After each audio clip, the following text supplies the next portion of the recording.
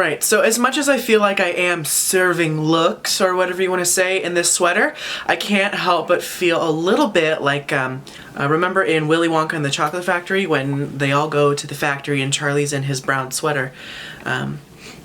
We'll just leave you with that image, and then you can make memes out of me after this of like, I've got the golden ticket, da-da-da-da, I don't know. Hello, hi, that was a fun intro, wasn't it? Can't you tell how I have no emotion in my eyes? It's because I'm kidding. I want to talk to you today about what is this and why am I using it in context of skincare? Because, well, let's not get too philosophical with this. I can't answer questions about why we're on the earth and all of that sort of thing.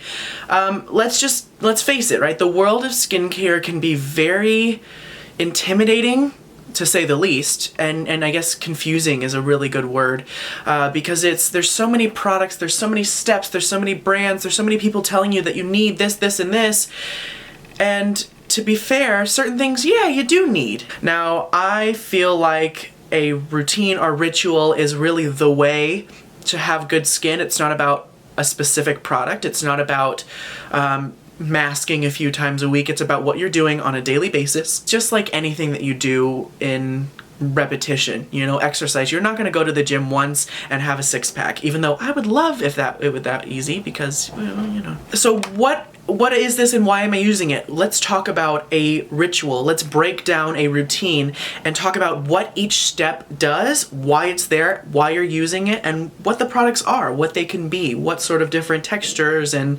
brands and that sort of thing that you'll see. Because for me, the best way to understand anything is to question it, figure it out what it is at the core, and then build on that. Now, if there was never a more important step, it's to wash your face. Now, why would you want to do this? So our skin is a protective organ, and it's our largest organ, so you gotta take care of it.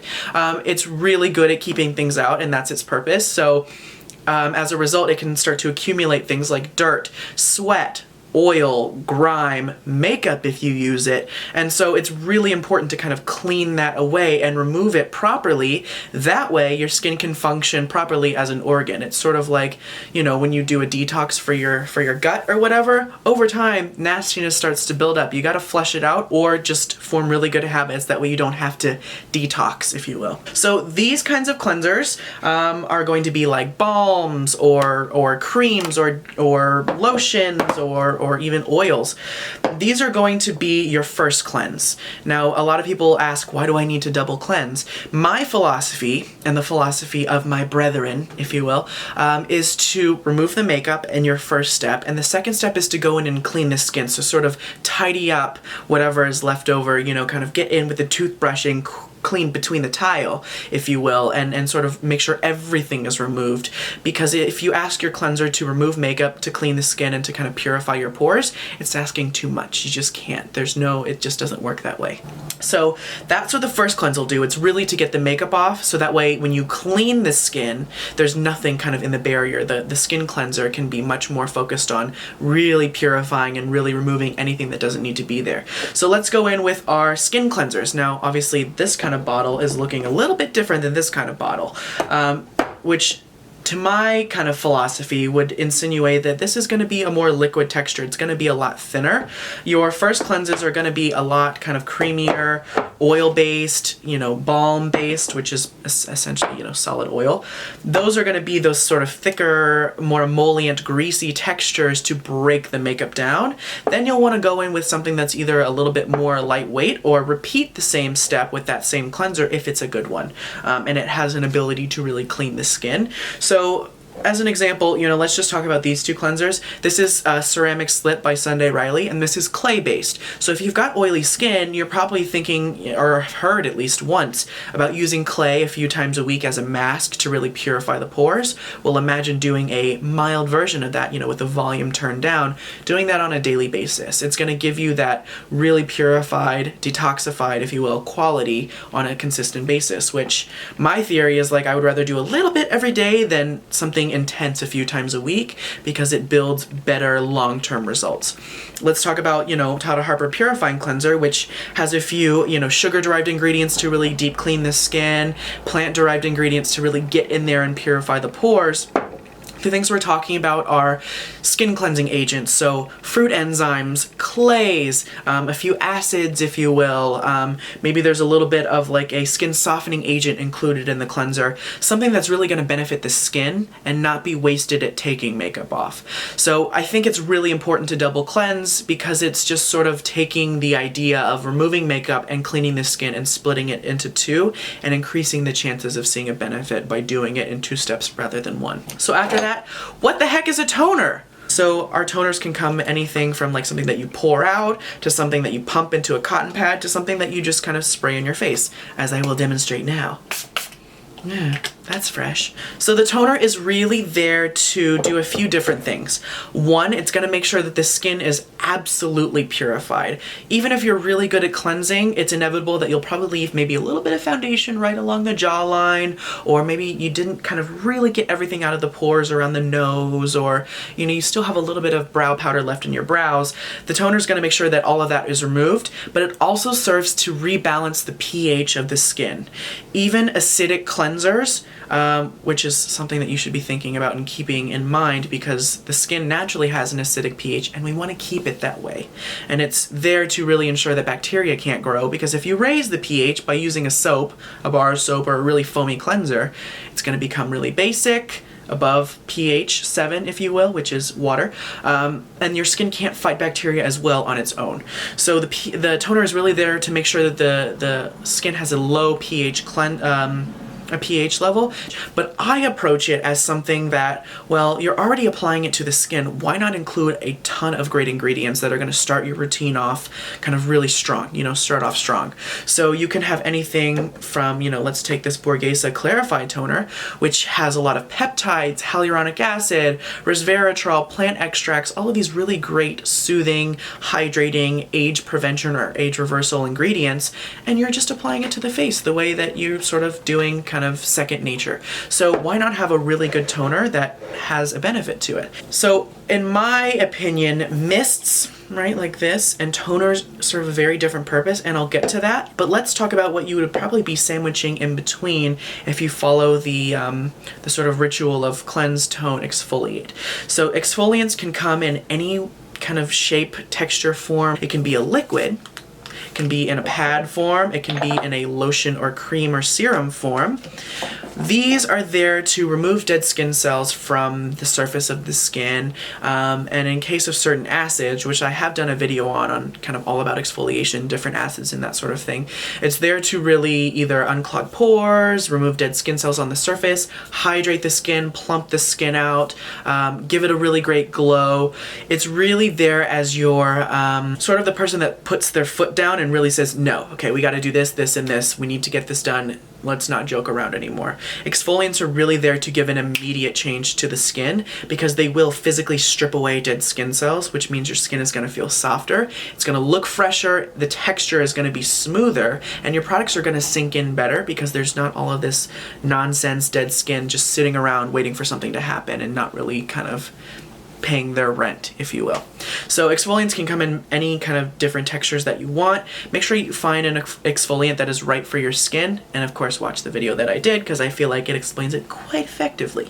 Now let's talk about mists. I find that these are a little bit different than toners because they often don't contain as many pH balancing agents as they do soothing agents. So this is something that I like to spritz on top of an acid to make sure that the skin stays hydrated, that I sort of have soothed any potential irritation that a really strong effective acid may inevitably cause, and that my skin is ready to receive the next step, which is an essence.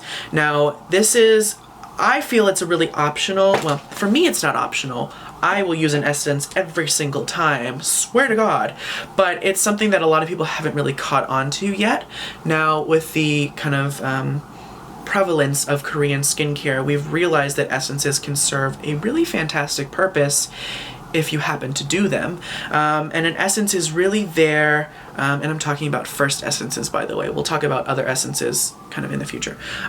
Essences are really there to carry your serums and your really high potency ingredients and products into the skin because they're sort of prepping the skin to absorb all of them. So they're adding an extra layer of really great treatment. They're prepping the skin. It's a little bit different than a toner because a toner is there to rebalance the pH and be a workhorse. This is more of like the Secret Service or the bodyguards, if you will, that are sort of gonna bring everything, the important ingredients into the skin. Now, certain essences will tend to just be completely free of water and be purely good skincare ingredients, and that's fantastic because at the end of the day, even though it's carrying your serums in, it's an extra layer of skincare, an extra layer of good ingredients that are going to serve a benefit to the skin. So if you're not using an essence and you've been intrigued by it, bite the bullet and do it because your skin will only be better from it. I feel like an eye essence or an eye serum should be applied right after your first treatment essence because you really want the ingredients to sink into the skin and you really want the effect of the serum on the eye area, and you would want to do it before the serum, that way it can penetrate properly. Now, some people in the industry will say that eye serums are smaller in molecule size than facial serums, and whether you want to believe that or not is up to you. I just like the idea of working in texture, so doing a thin serum or essence first to make sure it's absorbed properly. So let's talk about the next step. Now this can either be defined as an ampoule or a booster, or if you're skipping those and doing a serum, go for it. So let's talk about, this is an essence, this is an ampoule, and this is a booster. Now what is the difference between the three? I'll tell you to be completely honest, there's not a lot of difference. This, in theory, is designed to supercharge the ability of your serum. So your serum, if you're approaching it this way, is a broad array of good ingredients. So you've got things that are going to hold on to water. You've got anti-aging ingredients. You've got brightening agents. You've got kind of firming agents. The ampoules are really there to boost the effects of the serum by focusing on one benefit. So in context of this hyaluronide low molecular HA, this is specifically designed to hydrate the skin. The Mizon multifunction formula Snail Repair is designed specifically for wrinkle and skin repair. The Belief Hungarian water essence is specifically designed to hydrate the skin. So you can have brightening boosters, you can have hydration essences, you can have sort of skin softening ampoules. These are really there to supercharge a specific result on the skin. So your serums are going to come in after that, and they're going to be carried in by the ampoules, carried in by the essences, and this is a kind of a broad array of ingredients. So for example, an advanced night repair from Estee Lauder, which I think to this day is still a really great serum. You've got some benefiting kind of hydrating plumping sodium hyaluronate. You've got fermented ingredients to soften and purify the skin. You've got some peptides to kind of increase the firmness and reduce wrinkle depth on the skin. And this is really kind of, again, a broad array of ingredients. And so, instead of asking your serum to do one thing, that's where booster can come in. So it's something to think about. Now after that, you can either jump straight into your moisturizers and your oils and that sort of thing, or you can sandwich a lotion kind of in between. Now lotion in terms of like Korean or even I guess Japanese skincare is a little bit different than American skincare. So a lotion we think of is very, this is a body lotion. So it's a moisturizing kind of creamier texture. This is completely liquid. And you apply this after the serum in the same way that an essence works to carry the treatment in. The lotion is there to carry the moisturization and the hydration into the skin. So you would apply this after your serum has a chance to sink in, which is about, 5 minutes if you want to gauge it. And this is again to boost the effects of your moisturizer or your oil. Do I think this is a necessary step as much as a booster is? No. If you are like, I want to do an extra step, do a booster rather than a lotion, because your moisturizer or your oil can really serve a lot of benefits to the skin, and I don't really think a lotion is 125% necessary. Now, if your skin is dry and dehydrated like mine is, it's absolutely, fantastic to have, but I can still get my hydration in other ways. So after my serums, I would go in with an eye cream. And why would I do an eye cream first? Well, the eye cream you really want to start penetrating before you put a moisturizer on. Some people think that you should do an exfoliating toner or whatever, then a mist, and then go immediately into your eye serum and then eye cream, and then start doing your facial boosters or your ampoules or your serums or whatever you want to do. And you can do it that way. My experience is that I like to do my eye creams before I do my moisturizer after my treatment. Just because I feel like I like to make sure that all of my serums are properly absorbed, and if it gets into the eye area, oh well, I won't lose sleep over it. But the eye cream is there to specifically address concerns on the eyes that the face doesn't necessarily is not concerned about. So if you have puffiness or dark circling around the eyes, well, you probably don't have kind of lack of blood flow on the rest of your face that's being, you know, kind of really obvious to everybody else. So I like to apply an eye cream before the moisturizer. So let's talk about an oil. Why would you use an oil as, you know, in comparing it to a moisturizer? I'm in the kind of belief that you should be doing both. Now, why? Why would you ask that? I've got oily skin. Why would I want to do an oil and a moisturizer? If you get the right oil and the right moisturizer, it won't cause any of your natural oil to become excessive. In fact, it'll actually balance it. If you've got drier skin, well, again, the more moisture, the better, right? So your oil is going to go in and make sure that you're delivering specifically lipid-rich ingredients into the skin, and, you know, in the case of oils that have essential oils in them, it's balancing the skin type and the skin concern. So let's take Sunday Riley Artemis as an example. This is really purifying. It helps to refine the pores. My Fitbit just told me I did something. I don't know. It's there to refine the pores, kind of give a purifying quality to the skin, and give it a velvety, hydrated finish. So it's going to set to be a little bit on the flatter side. It's not going to be greasy and glowy and amazing like my dry skin tends to love. With that said, I use Artemis pretty much every single morning because I just love the effect that it gives to the skin. Oils and balms actually end up being very similar. Balms are just a little bit more solid. Now, with this example of May Lindstrom, the Blue Cocoon, this is a specifically soothing, hydrating, softening, kind of comforting formula, and it's very different in the mindset of Artemis. So they don't really have a lot of ground that they overlap, except for the fact that they are oil based. So I would tend to go straight from a serum or a lotion into an oil to really give my skin that hydration and to really kind of give it an extra step of treatment, and then I would follow it with a moisturizer. Now, some people believe that you should do a moisturizer and then an oil, and to be fair, you absolutely can do it that way. I just find that I tend to like the feeling of my skin after I do an oil then a moisturizer rather than a moisturizer then an oil. Now, why would you do a moisturizer and then an oil? Well, the moisturizer is going to sink in and hydrate the surface of the skin, and the oil is going to trap it in. So that's just another way of thinking of it. So let's talk about masks. Why would you use a mask? Well, a mask in theory is a supercharged treatment product that's designed to work really quickly. I find that these tend to be the most effective for people with more combination or oily skin, because if you use a clay-based mask, immediately, I'm snapping a lot, right? Immediately you'll notice your skin is going to feel a lot more balanced, you won't have as much oil, your pores are going to look a little bit more refined, and you're going to have less kind of grease on the skin. Do I think a mask is absolutely necessary? No. So I would say, if, you know, don't lose sleep over the mask. Don't think about getting a really good mask before you think about getting a really good serum or a really good cleanser. But if you decide that you want to do it a few times a week, go for it. Just find one that you like and one that's going to benefit your skin concerns or your skin type. Lastly, let's talk about sunscreen. Now, I think everybody needs a dedicated sunscreen, because getting your sunscreen out of your moisturizer means you have to apply a lot of moisturizer, or in the case of a really expensive moisturizer with sunscreen, you're paying for the SPF, not necessarily the moisturizer. Find a really good SPF that you love, get it, you know, in your primer, get it in a separate sunscreen, but don't really rely specifically on only your makeup or only your moisturizer to give you adequate sun protection, especially if you're going to be out for longer than 30 minutes a day, which is pretty much everybody. Get a separate sunscreen, and this is there to protect your skin from the sun, so that way you don't get melasma, skin cancers, sun damage, etc. Just get one that you really like.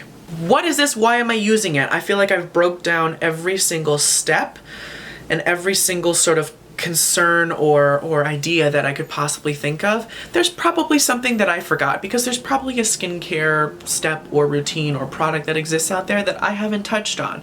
If that's the case, oh shucks, but I will also sort of address it, you know, in the description box or whatever the case may be. I know this was a lot of information and it's a lot to absorb, so you might have to watch this video a few times over to make sure that you're really kind of grasping the concept and the ideas of what these products are designed to do. But at the end of the day, it's skincare. You know, don't lose sleep over it. It's important to kind of get it right and to have good products and, you know, to invest in things that are going to work, but we're not talking about a matter of life and death. And I say that as somebody who works in the skincare industry and that is obsessed with skincare. So, you know, if all you can manage is a really good double cleanse and a serum and a moisturizer, you'll still see a benefit than not doing any of this at all, but it's not worth kind of freaking out over. If you have any questions, leave them below. I really hope this was helpful. I hope it sort of kind of defines what these are so that way you know, okay, well, a booster is designed to do this and a serum is designed to do this. I know that my skin doesn't need X, Y, Z, so I won't necessarily need to add in a booster. If you have any other questions besides what I've addressed, and I look like Charlie, what was his name? Charlie Bucket? Yeah, now that I look like him, let me know, and I will talk to you guys really soon. Bye.